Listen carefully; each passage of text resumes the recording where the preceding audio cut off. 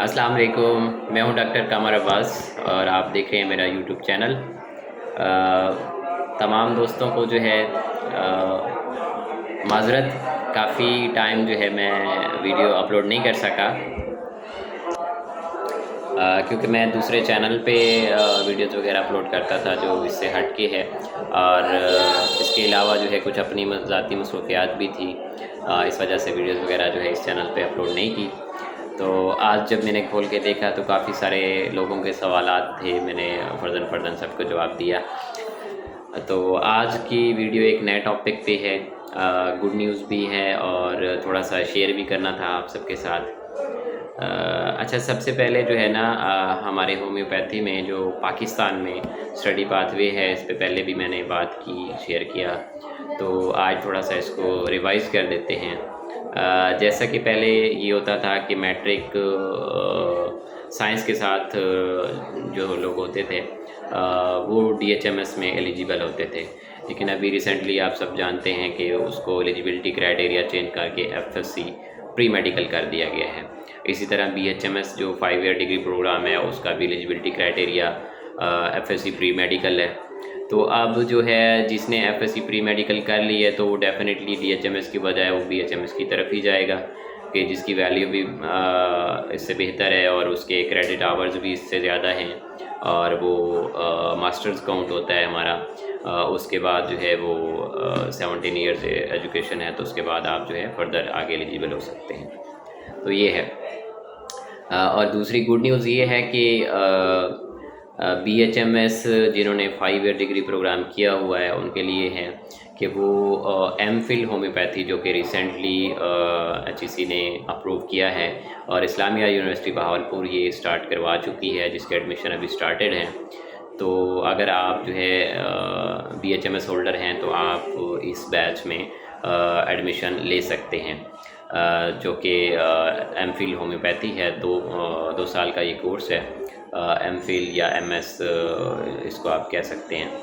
और इसमें जो है टोटली ये रिसर्च बेस्ड प्रोग्राम है, जो कि एमएस या पीएचडी जो है इसमें मोस्टली ये होता है कि थ्योरी की बजाय रिसर्च ज़्यादा होती है। तो अगर आप जो है इसमें रिसर्च में इंटरेस्टेड हैं तो आप ज़रूर इसमें जो है वो एडमिशन लें। अच्छा, अब बात की करें कि जिन्होंने बीएचएमएस किया था 5 ईयर का वो तो डेफिनेटली इसमें एलिजिबल होंगे, लेकिन जिन्होंने डीएचएमएस किया और डीएचएमएस के बाद बीएचएमएस किया तो वो क्या करें। अब रिसेंटली जो 2018 में इसने एचईसी ने जो नोटिफिकेशन जारी किया था कि जितने भी बैचलर प्रोग्राम हैं 2 इयर्स वाले वो ख़त्म कर दिए, 2018 के बाद वाले सेशन को वो एक्सेप्ट नहीं करती हायर एजुकेशन कमीशन। तो बहुत सारे दोस्त जिन्होंने उसके बाद बीएचएमएस किया या अभी भी वो इस तरफ इंटरेस्टेड हैं जो 2 इयर्स वाला ग्रेडेड बीएचएमएस है, तो उसको एक तो एचईसी नहीं मानती, तो उसका करने का बेनिफिट एक तो ये नहीं है कि आप उसको स्टडी पाथवे के लिए कंटिन्यू कर सकते हैं, क्योंकि अगर आप वो करते भी हैं तो उसको कल को अगर आपको वेरिफिकेशन चाहिए होती है तो हायर एजुकेशन कमीशन उसकी वेरिफिकेशन नहीं करेगी। और इसके अलावा जो है जो 2018 से पहले वाले बैच थे तो उनकी ये है कि हायर एजुकेशन कमीशन अटेस्टेशन करती है, वेरिफिकेशन करती है, लेकिन जो लोग इसलिए करते हैं जिनके जहन में ये ख्वाहिश होती है कि जी हम बीएचएमएस कर लेंगे तो हम कौंसल में अपनी रजिस्ट्रेशन अपग्रेड कर लेंगे एज अ बीएचएमएस डॉक्टर, तो कौंसल जो है ग्रेडेड बीएचएमएस पे रजिस्ट्रेशन जो है वो अपग्रेड नहीं करती। वो भी 2018 से पहले वाले या इससे भी जो प्रीवियस बैचेज़ हैं उनको ये उन्होंने दी है कि आप मतलब रजिस्ट्रेशन प्रोवाइड की है, लेकिन उसमें ये नहीं है कि आप डीएचएमएस और बीएचएमएस दोनों के बिहाफ पे कंटिन्यू करेंगे। उसमें ये है कि आप डीएचएमएस वाली रजिस्ट्रेशन जो है वो आपकी ख़त्म हो जाएगी, आपकी बीएचएमएस की बेस पे रजिस्ट्रेशन जो है आपको वो प्रोवाइड की जाएगी। अच्छा, अब इस यहाँ पे मैं एक और बात करता हूँ, जैसे रिसेंटली मैं अभी बांग्लादेश में हूँ तो यहाँ पे ये सिस्टम है कि डीएचएमएस की रजिस्ट्रेशन जो है वो यहाँ की होम्योपैथिक काउंसिल प्रोवाइड करती है, जबकि जो बीएचएमएस की रजिस्ट्रेशन है वो यहाँ की जो डायरेक्टर जनरल हेल्थ और मतलब यहाँ का जो भी डीजी हेल्थ है वो प्रोवाइड करता है, जो कि एमबीबीएस को भी प्रोवाइड करते हैं और इनको भी इसके अलावा जितने भी हेल्थ प्रोफेशनल हैं उनको भी इसी तरह MBBS और BDS के लिए जो आलादा से उनका सिस्टम है वो PMDC है, जैसे हमारे यहाँ पाकिस्तान में PMDC है। तो अब पाकिस्तान में क्या है कि पाकिस्तान में BHMS और DHMS दोनों की रजिस्ट्रेशन जो है वो national council for homeopathy he provide कर रही है।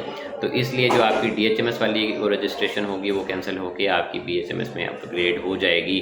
लेकिन अगर आपने या तो 5 ईयर BHMS किया है या फिर आपका BHMS ग्रेडेड जो है वो 2018 से पुराना है, पुराना बैच है। फिर अच्छा, इसमें क्या है कि अब जो पुराने बैचेस हैं 2018 से पहले वाले, तो उसकी बेस पे जैसे मैं अपनी एग्जांपल दे देता हूँ, या मेरे बहुत सारे फेलोज़ ने BHMS करने के बाद MSc न्यूट्रिशन में एडमिशन लिया। तो हमारा अभी MSc न्यूट्रिशन कंप्लीट हो चुका है। बहुत सारे दोस्तों ने MSc न्यूट्रिशन के बाद फर्दर आगे MS न्यूट्रिशन में भी लिया, जो कि MPhil या MS न्यूट्रिशन जो है वो डिफरेंट यूनिवर्सिटीज़ करवा रही हैं। तो वो आप जो है कर सकते हैं जो पुराने बैचेज़ हैं। और इसके अलावा जो है अगर किसी आप डिफरेंट और फील्ड में भी जाना चाहते हैं तो वो भी कर सकते हैं। कुछ ने जो है MSc साइकोलॉजी किया, इसी तरह वो भी आगे साइकोलॉजी में फ़र्दर जो है वो MPhil या वो कर सकते हैं और फिर फर्दर PhD की तरफ जा सकते हैं। तो ये आपका एक ब्रिज कोर्स है BHMS, वो उन लोगों के लिए जिन्होंने मैट्रिक किया, फिर DHMS किया, फिर BHMS ग्रेडेड किया और फिर MSc किया, उसके बाद MS या MPhil और फिर जो है वो PhD की तरफ गए। तो आप जो है इसमें भी अगर आप में आगे पढ़ने की ख्वाहिश है, आप मतलब नॉलेज गेन करने की ख्वाहिश है, तो आप कर सकते हैं। दूसरी बात ये है कि अभी भी कुछ लोग BHMS ग्रेडेड कर रहे हैं, तो कर सकते हैं, उसमें कोई हर्ज नहीं है। जस्ट आप नॉलेज के लिए कर सकते हैं या अपने आप को ये शो आउट कराने के लिए कि आपने BHMS किया हुआ है, BHMS होल्डर हैं, तो आप कर सकते हैं, उसके लिए कोई हर्ज नहीं है। अलबत्ता हायर एजुकेशन कमीशन अब इसको नहीं मानती, और उसके लिए जो कुछ नया सिलेबस पेश हुआ था 3 इयर्स BHMS का, जो उन लोगों के लिए जिन्होंने DHMS किया हुआ है, कौंसिल ने इसका शायद ड्राफ्ट या जो भी इसका था हायर एजुकेशन कमीशन को पेश किया था, लेकिन उसकी अभी तक मंजूरी नहीं हुई।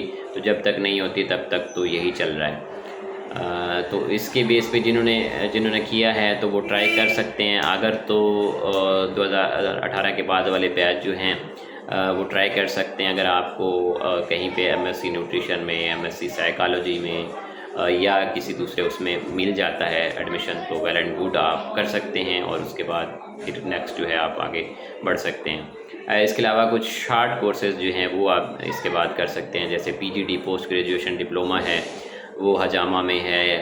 इसी तरह स्किन जो एस्थेटिक में करवा रहे हैं, और इस तरह मेडिसिन जो उसकी प्रोडक्शन में है, और मतलब इस तरह के हैं। न्यूट्रिशन के भी शॉर्ट PGD डिप्लोमास हैं, और साइकोलॉजी की भी हैं जो 1 ईयर के होते हैं, तो वो भी आप कर सकते हैं ताकि आप अपनी क्लिनिकल स्किल्स को इम्प्रूव कर सकें या नॉलेज को बेहतर कर सकें। तो उस तरफ भी आप जा सकते हैं। और इसके अलावा जो है जिन्होंने FSc एक्विवेलेंसी लेनी है, तो FSc एक्विवेलेंसी के लिए आप जो है अगर तो आप ऑलरेडी FA FSc हैं तो उसकी बेस पे कर सकते हैं, या फिर ICS या जो भी मतलब आपका इंटर है उसमें लाजमी सब्जेक्ट अगर आपके उर्दू, इंग्लिश और इस्लामियात और पाक स्टडीज़ हैं, तो वो जो है आप उसकी बेस पे कर सकते हैं।